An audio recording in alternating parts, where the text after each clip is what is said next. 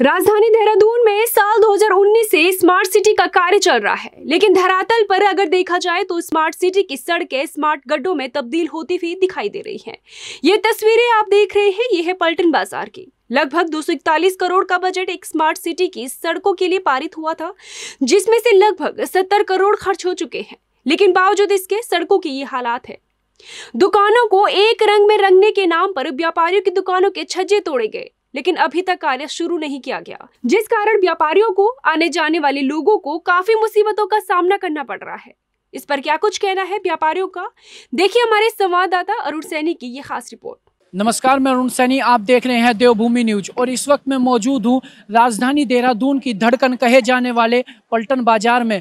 हम लगातार पलटन बाजार में कई मुद्दों पर बात कर चुके हैं, चाहे वो चुनाव की बात हो या कोरोना की बात हो, लेकिन आज मैं यहां पहुंचा हूं स्मार्ट सिटी के विकास कार्यों को लेकर। स्मार्ट सिटी के विकास कार्यों की बात करेंगे। अगर मैं आपको अपने पीछे दिखाऊं तो ये स्मार्ट सिटी का ये विकास कार्य है और ये सड़क आप देख रहे हैं, भ्रष्टाचार की भेंट चढ़ती हुई हैं सड़कें।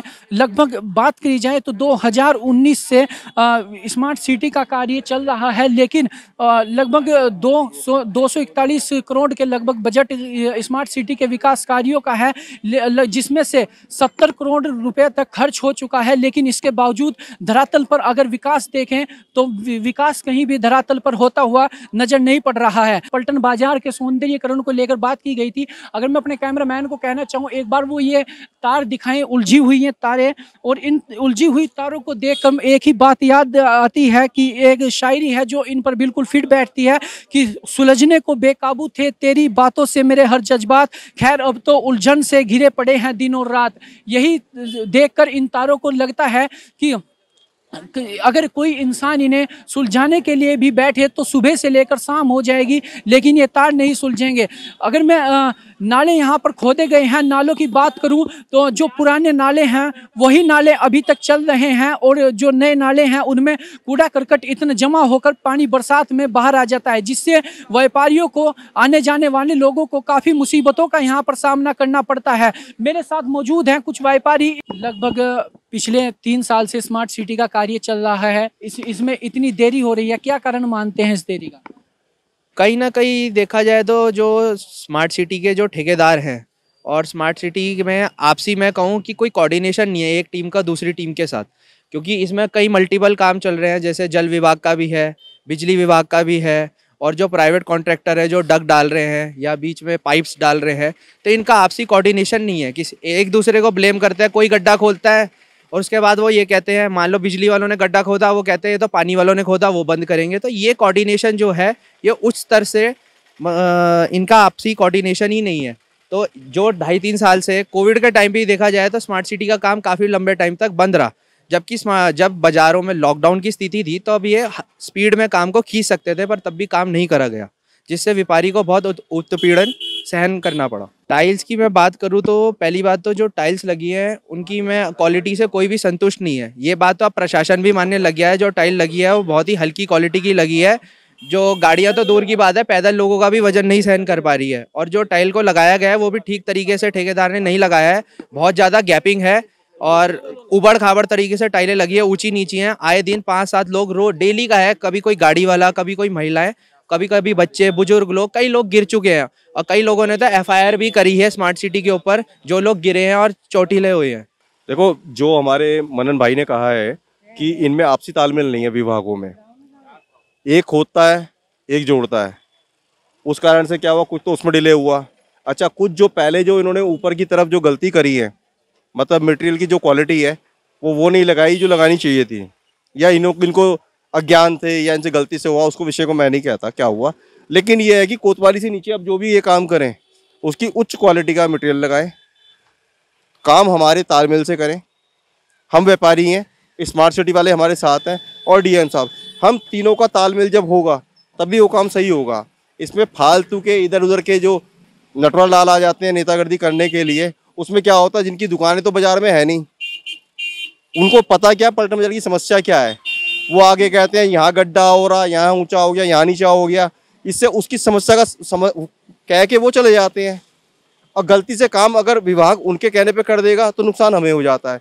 इसलिए स्मार्ट सिटी, व्यापारी और डीएम साहब, हम तीनों की एक चैन है और ये हम सब तीनों मिलकर आपस में एक दूसरे की भावनाएं समझ के काम करेंगे तो सही काम हो जाएगा। और फिलहाल तो ये है कि ऊपर जो गलती हुई हो गई। अब ये क्षेत्र मैं इस कोतवाली से नीचे का संयोजक हूँ मोहित भटनागर। इस काम जो यहाँ पे काम हो रहा है इसमें मैं अपने आप खुद खड़ा होकर रात को दुकान बढ़ाने के बाद 2 घंटे यहाँ पे खड़ा होता हूँ। एक अपनी देख रेख में काम करा रहा हूँ कि भाई कोई भी मेरा व्यापारी भाई परेशान ना हो। अगर उसको परेशानी होगी तो वो मुझे कहेगा। मैं नहीं चाहता कि मेरे व्यापारी भाई को परेशानी हो। और यहाँ से कोतवाली से नीचे जो भी काम ये स्मार्ट सिटी करे वो उच्च स्तर का काम करे ताकि मैं उनकी तरफ उंगली ना उठा सकूं कि भैया आपने गलत करा। मतलब स्मार्ट सिटी वाले काम कर रहे हैं, किसी ने कहा इसे ऊंचा कर दो, किसी ने कहा नीचे कर दो, तो आप यहाँ से ऊपर का सर्वे कीजिए तो आपको खुद दिखेगा किसी का फुटपाथ तो 2 इंच ऊपर हो रहा, किसी का नीचे हो रहा, किसी का ढाल में जा रहा तो किसी का नाली में जा रहा है। वो आपसी तालमेल की वजह से नहीं है। और यहाँ पे क्या है, अब आप ये इसकी पिक देखो, आप रिकॉर्ड करो इसे। यहाँ पे जो भी सीरीज में काम होगा वो एक सार होगा, इसमें कुछ भी ऊपर नीचे नहीं आएगा। 14 अक्टूबर 2020 में हम लोगों के शटर तोड़े गए थे, छज्जे तोड़े गए थे। सरकार के पास कोई प्रोजेक्ट था ही नहीं कि इन छज्जों को बनाना क्या है, लेकिन तोड़ दिए। 90% दुकानदारों की दुकान में पानी चला गया छज्जे ना होने से। जब शेड ही नहीं तो पानी आएगा ही आएगा। अब इन्होंने छज्जे बनाने का प्रोजेक्ट तैयार किया कि छज्जे बनाएंगे, हम तिरपाल लगाएंगे, शेड देंगे, आपको लाइट वाला बोर्ड देंगे, लेकिन उसको भी कहते हुए 6 महीने हो गए हैं। तो और वो भी व्यापार मंडल के प्रेशर के बाद हुआ है, लेकिन उसका भी काम अभी तक शुरू नहीं हुआ, वो भी 6 महीने हो गए हैं। अरे आपने सौंदर्यकरण का काम जमीन पे करना है, सड़क आपने जमीन पे बनानी है, छज्जों पे थोड़ा ना बनानी है। तो कम से कम छज्जे तो बना दो हमारे। फिर आगे 2 महीने बाद बरसातें शुरू हो जाएंगी, फिर पानी आना शुरू हो जाएगा दुकानों में। हमारे को भी तो समझो, हम भी तो इंसान हैं भाई। देश की अर्थव्यवस्था चलाने में हम व्यापारियों का सबसे बड़ा योगदान रहता है। और आप देख सकते हो कोविड में हम लोगों ने जो जितना कुछ कर सकते थे हमने दिल से बढ़ चढ़ के किया। और वैसे भी आपका समय तो पूरा होने वाला है, 2024 तक आपको जो स्मार्ट सिटी का सारा काम पूरा करना है। अगर इसी गति से चलोगे तो 2030 तक भी नहीं होगा ये।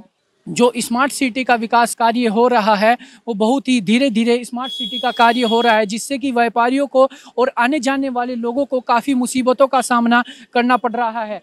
राजधानी को स्मार्ट सिटी बनाने की बात कही थी, आखिर कब बनेगी राजधानी स्मार्ट सिटी? देहरादून से वीडियो जर्नलिस्ट तिरुपुरारी मिश्रा के साथ मैं अरुण सैनी, देवभूमि न्यूज। अगर आप हमें फेसबुक पर देख रहे हैं तो हमारे फेसबुक पेज को लाइक करें, यूट्यूब पर देख रहे हैं तो हमारे चैनल को जरूर सब्सक्राइब कीजिए और बेल आइकन दबाना ना भूलें। उत्तराखंड की तमाम छोटी बड़ी खबरों को जानने के लिए बने रहिए हमारे साथ।